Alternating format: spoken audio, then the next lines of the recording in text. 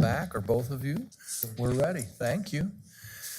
Good evening, ladies and gentlemen. Welcome to the City of Bettendorf Committee of the Whole meeting. Today is Monday, December 19th, 2022. It's 5 o'clock. Thank you all for joining us.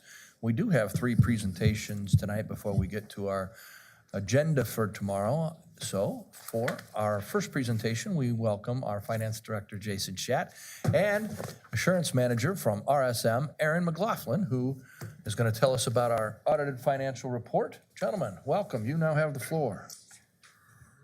Thank you, Your Honor. As you had stated, Aaron McLaughlin is here from RSM, the city's independent auditor.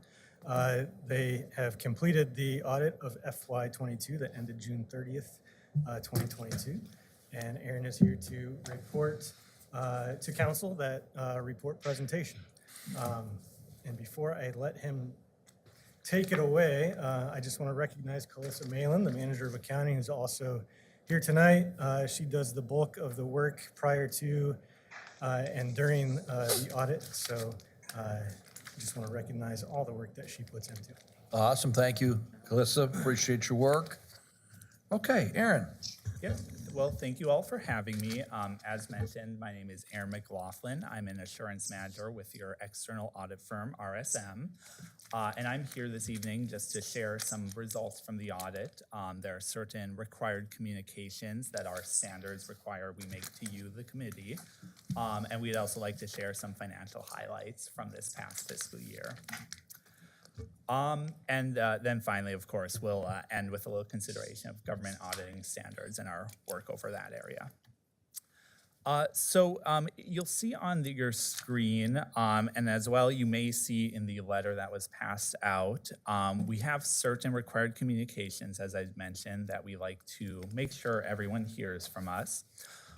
We always want to make sure to start out discussing what the responsibilities of the auditor are. So as the auditor, we are not the ones creating the financials, but our responsibility is limited to preparing and performing our auditing procedures and expressing an opinion over the financial statements as to whether or not we believe they are free from material misstatement. This evening we are presenting a draft, but within the draft report we do have what is called an unmodified opinion. That is the highest level of opinion that the city can receive. It is essentially a clean opinion, and it does mean that we believe the city's financials are free from any material misstatement. We also want to take a few moments to go over key accounting policies, estimates that you may see in the financials, as well as any changes that are of note in the current year. So there are a couple items I did want to discuss. The big one this year is the implementation of GASB statement number 87, leases. This is a new statement that was effective for the city in the current year, distributed by the Government Accounting Standards Board. The city performed their work and implemented this statement, and then we, of course, audited it. Big picture, this changes the treatment of leases in the city's financials. With certain exceptions, leases will now be showing up as assets and liabilities within the financial statements, rather than as expenditures as there are payments being made. Like I said, we also want to call attention to certain accounting estimates that are present in the financials. There are several that, again, we just want to make you aware of as it may assist in your own reviews of the financials.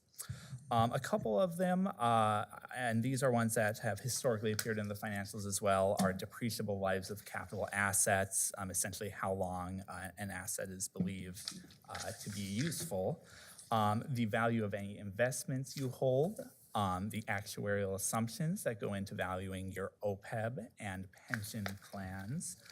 And then another item that has popped up this year, this relates specifically to that new leasing standard. One of the items that feeds into the calculation of that lease asset and liability I mentioned is what is called the incremental borrowing rate. That is another estimate that is present within the financials at this time. I also just want to talk a little bit about audit adjustments and uncorrected misstatements. So as part of our auditing procedures, we may come across items that we propose entries to correct, and there may also be items that management and ourselves agree are not material enough that would require them to be corrected. So there are a couple items, and these would actually be listed on your second page of the letter, if you have that with you. One of the items is just a true-up of the pension liabilities and assets as of year end. That entry was posted and will be reflected in the financials. And then the second item we had, there was a transit fund grant where the revenues had been earned, but cash had not yet been received. There was an entry posted just to recognize those revenues appropriately on the financials. We also had one uncorrected misstatement. Again, this is in a situation where this is not corrected on the financials because collectively we've determined this is not a material amount. This specifically relates to some license and permit revenue. You can see it's a relatively small amount. It's the specific transaction that had crossed year end. And so this would be, were there to be a correction posted, there would be a small amount of additional revenue recognized. Finally, if there are any unusual circumstances, whether disagreements with management, significant issues we've had to discuss, difficulties we've encountered in performing the audit, or even any consultations management has had with other accountants, we are required to communicate those. However, none of those situations apply. So we did not have any difficulties, no significant disagreements, no other significant issues with management that we would be required to communicate. So with that said, I'd like to move to the portion where we're going to go over some of the financial highlights. So on the screen, you can see we are doing a comparison of revenue in the governmental funds. The blue columns are 2022, the green is 2021. And we'd just like to walk through a couple of the trends or changes from the previous year into the current year. So overall, revenues increased by $5.7 million in total. Primarily, you can see this was caused by taxes collectively, so property taxes, which is the first columns on the graph, and then other collective taxes, which is the second column. Those increased by $5.1 million, so that explains the majority of the increase. We also did see an increase in intergovernmental revenues as well of about $1.2 million. So those are things like federal grants, state grants, monies received from other governments. And again, top line revenues did increase by $5.7 million in total. Then we'll move on to expenditures. So expenditures did increase by $21.6 million. You can see the culprit on your charts right here is primarily debt service. So this relates to one specific transaction. This is not the type of thing we'd expect to be repeated each year. And this relates to a bond that was paid off with proceeds from a previous bond. It did cross over year end. It's something called a crossover refunding. And so this year, that payment on that old bond was made, and hence your debt service expenditures are significantly elevated, at least in the current year. There is also a slight uptick in capital outlay, as you can see as well, of about $4.4 million, as there were some additional projects ongoing this year. So again, total expenditures increased by about $21.6 million, most of that being related to debt service. Jason, let's, right there on that slide, a quick question if it's okay with you, Aaron. The capital outlay, is that just kind of money for improvement projects that went year to year, crossed over? Thank you. Exactly. Thank you, Aaron. Sorry to interrupt. Oh, no, absolutely. And by the way, if anyone does have any questions, feel free to chime in. So now we'd just like to talk a little bit about general fund balance unassigned in days. So I do just want to take a moment to explain this chart. What this is this can be a useful metric at the health of the general fund. Essentially what we do is we take average expenditures for the general fund per day and divide that into what the general fund's unassigned fund balance is. So, big picture increases are a good thing, and you can see that the general fund balance in days increased by about 13 days from 2021 to 2022. Another way of thinking about this is that were the general fund to continue spending as normal but stop taking in any revenues, the general fund would be able to spend for 190 days before reaching unassigned fund balance of 0. We do always want to throw in some caveats that this is just one metric. This is as of a point in time and can fluctuate. But in terms of just comparing to previous years, we think it can sometimes be useful to see. Next, I want to talk just a little bit about some of your enterprise funds. So what we're presenting here is operating income or loss for each fund, excluding depreciation, so focusing more on those cash inflows and outflows. You can see overall, there's a lot of consistency, although there were improvements this year.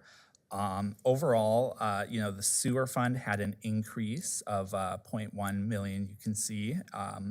Stormwater also had an increase, again, relatively small when we're getting to this level of detail, but $0.24 million as a percentage, that's 11%. Recycling, solid waste as well had an increase, and then the family museum as well had an increase as well.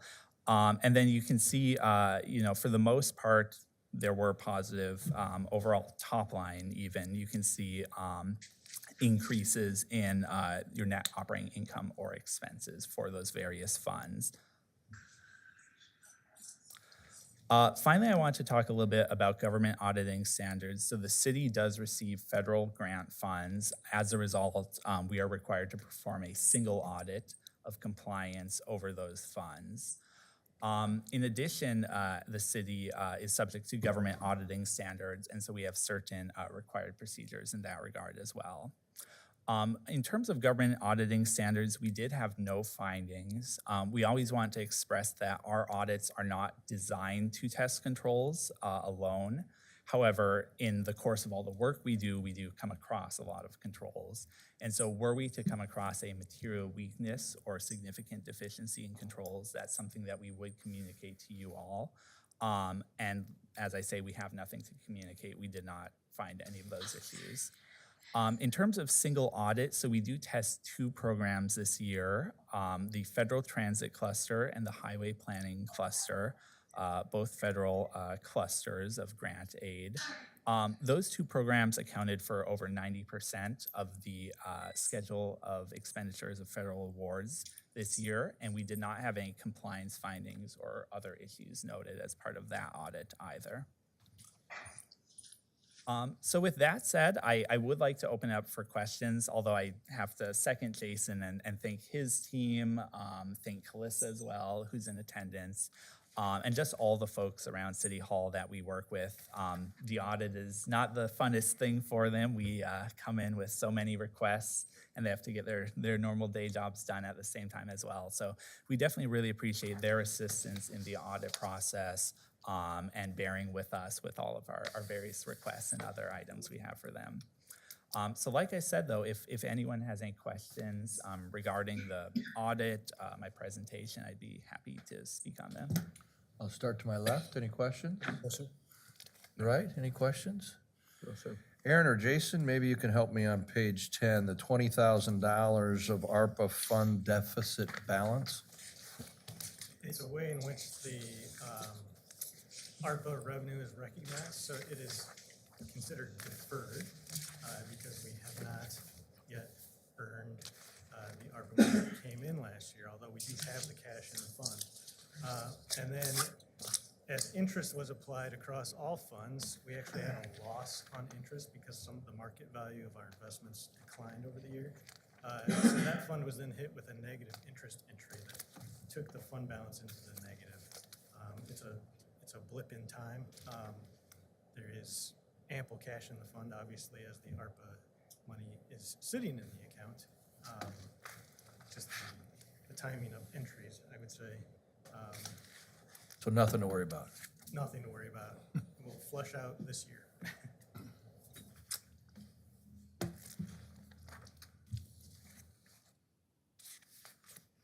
anything to worry about on the hazard mitigation grant program that apparently we didn't do a quarterly report on a timely basis? We've got that corrected and shouldn't have an issue there? Yep. Okay. Based on that, any other questions from council? All right. Well, thank you very much for being here, Aaron. Very nice to meet you tonight. Thank you for your work, and thank you to the team, Jason and the team, for cooperating, provide the information, and we're pleased with the audit. Thank you all. All right, we've got a code enforcement update. For that, we welcome our Community Development Director, Mark Hunt. And we got more paper at our place than I can remember, Mr. Hunt. This is good stuff. We're moving. Talk to us. Your Honor, just before Mark gets started, just want to tell you that this was Calissa's second audit. And so, and pretty much on her own this time. Jason kind of let her swim full speed this time, and she did a great job, and she was stressed out for almost all of it, but she did a great job, and now has her wings, and we're pleased with the work that she did to take this on herself. So next year, I don't even expect Jason to be here for the audit, so it'll just be all Calissa. Way to go, Calissa. Thank you. Especially since Aaron seems so difficult to work with and so mean and nasty. I'm sure you probably had to jump through so many hoops with him. Teasing you, Aaron. Thank you, sir, for your work. Okay, Mark, you have the floor. Thanks, Your Honor.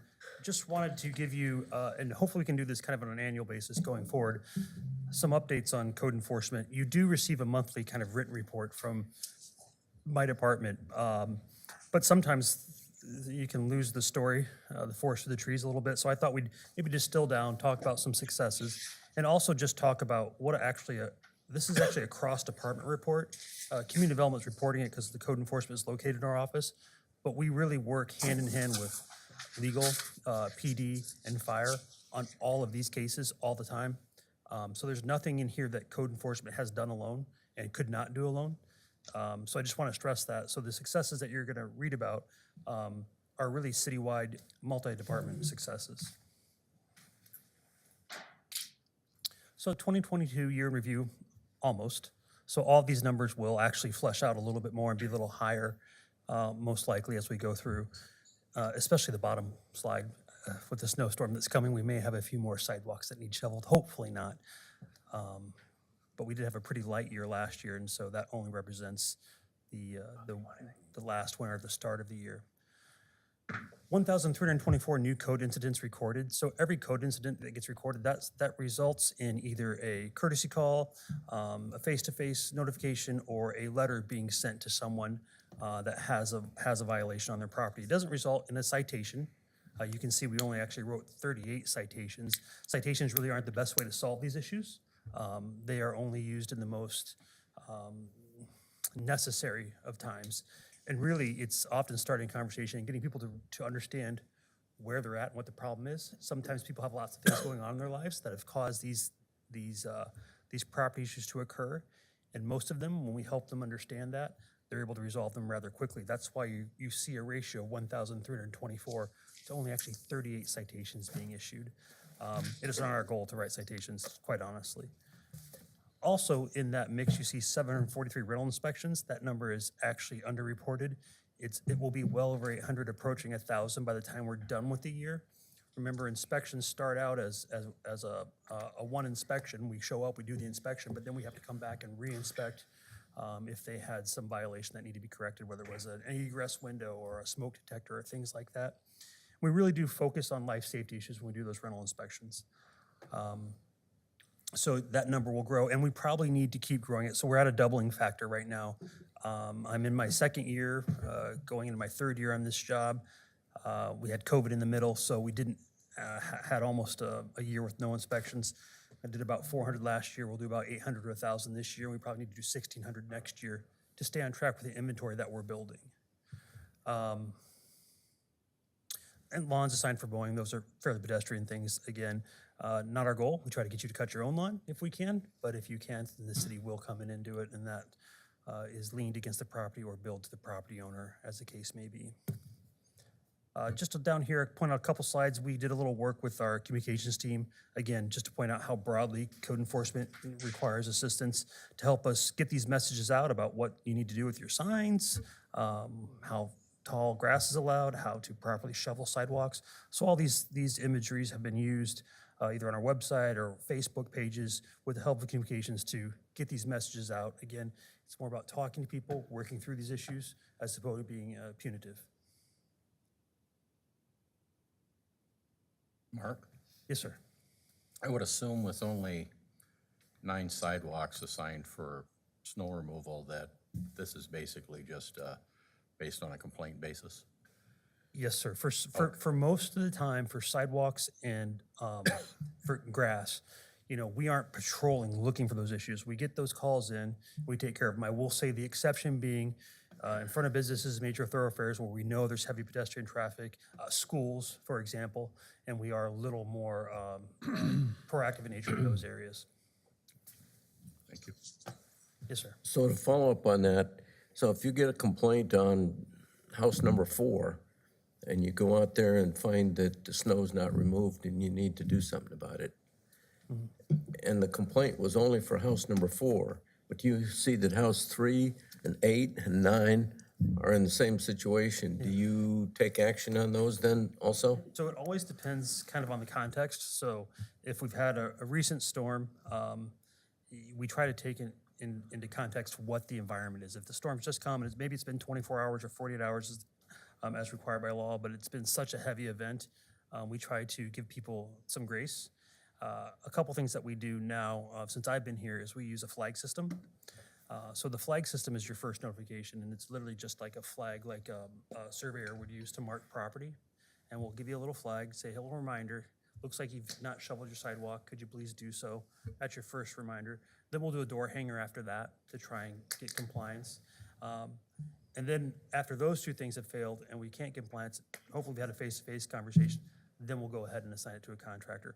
Often what happens is that contractor shows up at one property, and pretty soon people are out in their trucks or in their shovels, getting their properties clear because they don't want to pay that bill. So again, the resolution that we're trying to achieve, the outcome we're trying to achieve is not to write citations and not to shovel sidewalks. It's to encourage citizens to do that. And that's a very delicate balance that requires communication, managing personalities, and I think we're pretty good at it, to be honest with you. Thank you. I want to point out a few things that don't always show up as successes, maybe when I send out that monthly report. And these are some of the properties, because they fall off the monthly report, you don't hear about them anymore, but they're successes to us. So 3103 Maple Crest Road, you'll be familiar with this property, I'm sure. I'm also going to talk about 3403 Overland Drive. Those 2 are probably you're well aware of. A couple others you may not think about, 1228 18th Street. We'll have a little conversation on that. 1231 Devil's Glen Road. This one sits way back from Devil's Glen Road. It's maybe 100-yard long lane, 50-yard long lane back to it. And 437 Grant Street. So I just want to kind of dive into these and talk about some successes we had. 3103 Maple Crest has a long history of code violations. We had an administrative search warrant back in July of 2019. The family had to leave the home at that point. It was unsafe for them to occupy it. And then there was kind of a long history of back and forth with code citations and court involvement. Relied on Chris and his team a lot, and we were able to come to a settlement agreement that was approved in district court in November of 21 that the property would be rehabbed, and it's currently under restoration right now, today. So the picture you see in the bottom right-hand corner where the wood's been removed and they're tearing down the roof and that garbage bin is there, that's from today. That's because Blaze is there working as we speak, and this house will be put back into use. It will be occupied by the family again, and it'll be a safe environment in our city. But just to point out, the long history. In 2019, we first got access to the property to really address the issue, get to the court in 2021, actually get it under contract with Blaze, this summer. Yes, sir. Mayor. After this is all done and they move back in, will anybody be watching over them a little bit? Because my understanding is from the neighbors, they're not capable of caring for themselves. Yes, sir. Again, not to talk necessarily in too much detail, but we will monitor the property. We have a good relationship with the attorney that's involved with this family. And a lot of how this works, in my opinion, what I'm discovering is getting people connected with the help they need. In this case, having an attorney involved on the family's behalf, I think has helped them and resulted in a positive situation. I can't just, go into the house anytime I want, of course, so we'll have to watch it from the outside. If we get complaints, we'll investigate.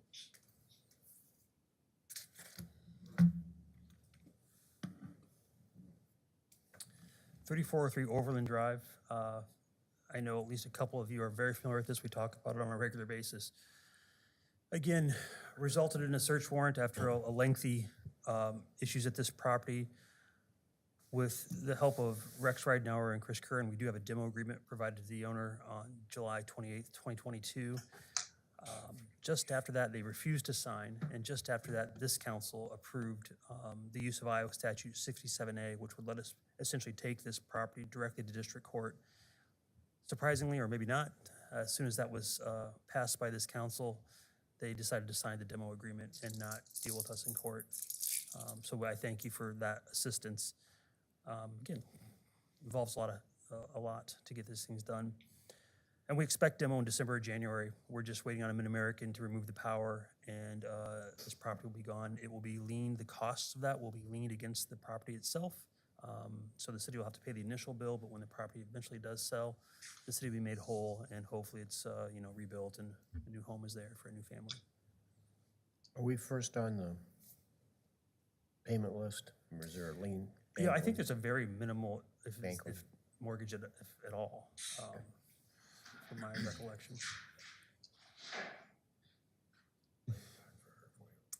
1228 18th Street. This was actually brought to our attention by police. I'm not sure how, but I think Chief Kimball became aware of it. Maybe one of his officers have noticed it.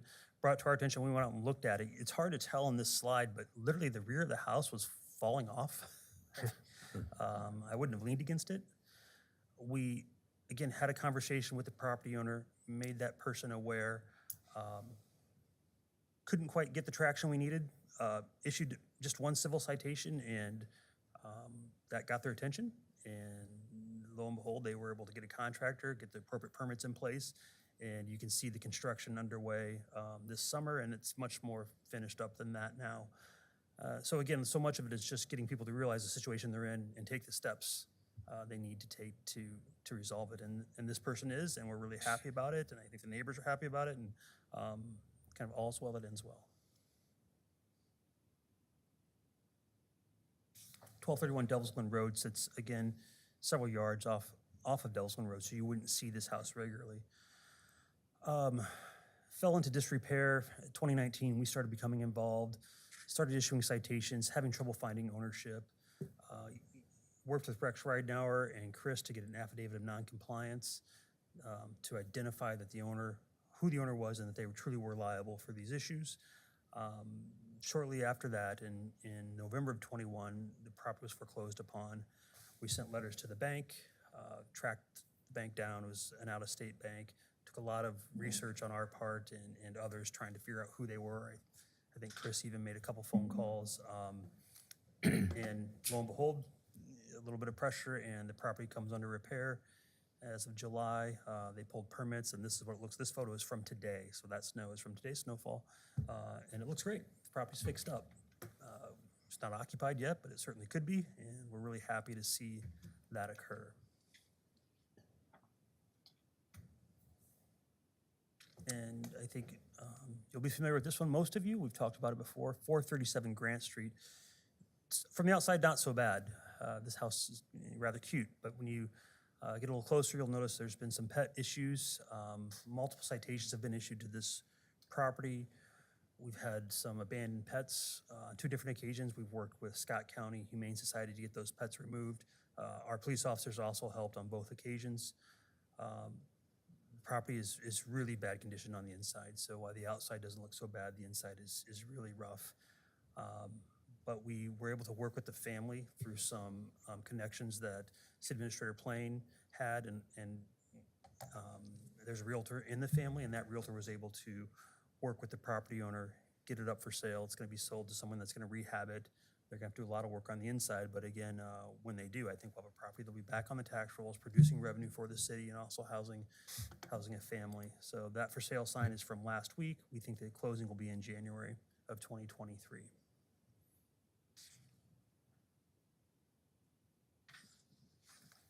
That is my summary. I'd be glad to talk about the year, answer any questions, kind of our approach to code enforcement. Questions? We'll start to the right. Yes, Jerry. Thank you, Your Honor.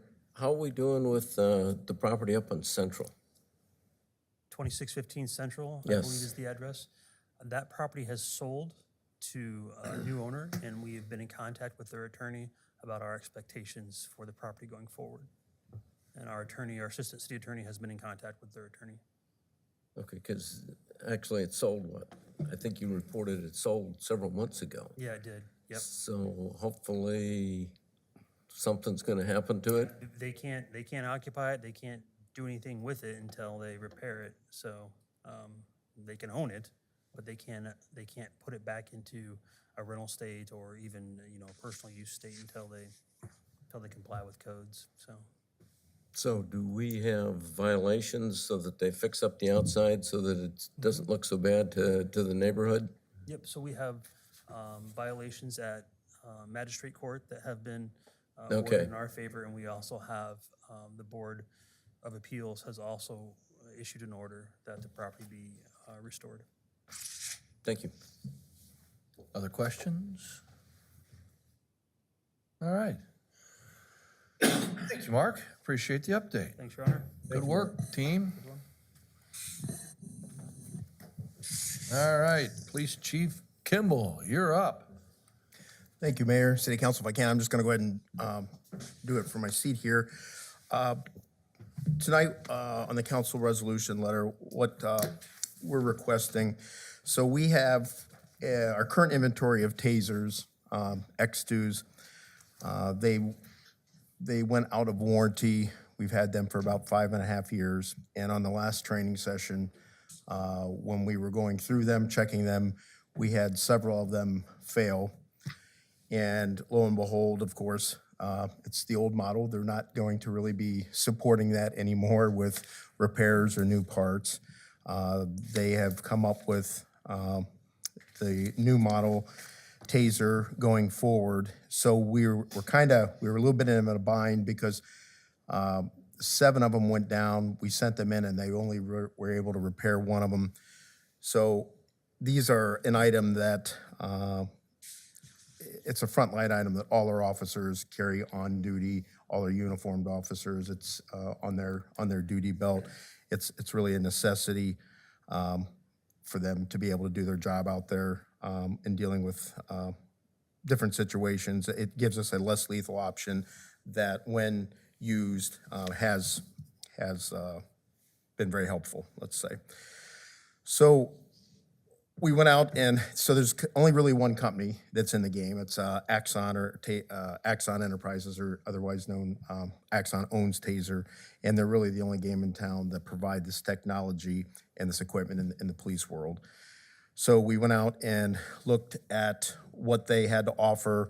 Their new product is called the Taser 7 model, and it's the new and improved. And so we got quotes for 35. Now this is an addition. Our current, the ones we had over the last 5.5 years, we had an inventory of 20 of them. But we also realized that with our increase in manpower and with the different shifts and the different bigger events, we want to make sure that all our officers have them. So our goal in this, why we're doing this, was to go ahead and get a quote for the total of 35 of the new Taser 7s going forward. And so their purchase program, as you can see, and they do this with a lot of departments to kind of spread the cost over a period of time, because when you look at the total cost for the 5 years, it's $104,161.40, which is, it's quite a lot of money. But what they're doing is letting us to lock in the price, because of course prices are going to go up next year. They asked for a PO or down payment of $10,416.16. That gets us us into this plan, and then over the next 4 years, with the amount being paid annually, $23,436.31. So we can absorb the cost right now within our budget of the $10,416, but going forward, actually what we're asking is for an item that's really not been budgeted yet for the next 4 years. And obviously we haven't approved this next year's budget yet. So that's why we're requesting approval with the council letter to go forward. So this will provide us the latest technology for the TASER 7. It'll equip 35 officers, and it also includes all the necessary accessories for the tasers, the holsters, the cartridges, the batteries, and there's some, everything is done over Wi-Fi now, so it can download a lot of information too, as far as maintenance, if there's issues with them. So it's just kind of where we would like to be going down the road. So it is a little more cost than originally, I guess we saw, but it's really the only thing that's offered out there right now. So if anybody's got any particular questions, yes. Jason, do you have any comment on the funding? Is this something you can budget through? Yeah, and this, when we first started discussions, it was through our budget work for this coming year. And this would have been a budget request here in February, if not for the timing of this, of getting this contract pricing ahead of time. And we all agreed, as the chief said, we could absorb that first year within the current operating budget. Normally not a question that we would have to bring to council, but committing the council to $100,000 over 5 years is a little bit bigger question, and that's why we wanted to put it to you tonight and tomorrow night. That said, we would fund this just like we do any other capital equipment purchase in the general fund. It could be funded just with general fund balance, or more likely a transfer in of sales tax money from the sales tax revenue fund. But I'm confident that at $20,000 a year, we can make that happen. Thank you, sir. Questions? Yeah, Bill, go ahead. So it appears this company you're purchasing these from, and you say this is probably the only one that you can purchase from that meets the requirements, has a 5-year designed obsolescence of the product. So by the time you pay off the current group of these you're going to buy, the 35, then you'll be having to replace those again at the end of that contract. So I don't think there's anything we can do about it, but unfortunately, that's the way a lot of businesses are doing business these days, and that's a sad state of affairs. Yeah, I appreciate your comment. No, and I think you're exactly right. This company, and they're a very reputable company, and they have a really good product, but that's what we've seen over the history, where that our last 20 we bought, it was a similar program, and they're warranted for 5 years. And after a little over 5 years, they start going bad. I said, I've always wondered if they got a little computer chip in there with a timestamp. But to your point, and as we know with technology in general, technology ages out real quick, and this is technology with hardware and software. So it does seem like every 5 years they're coming up with the next line of product, and you're spot on. Greg? Thank you, Aaron. The 20 older ones, Yes. is there,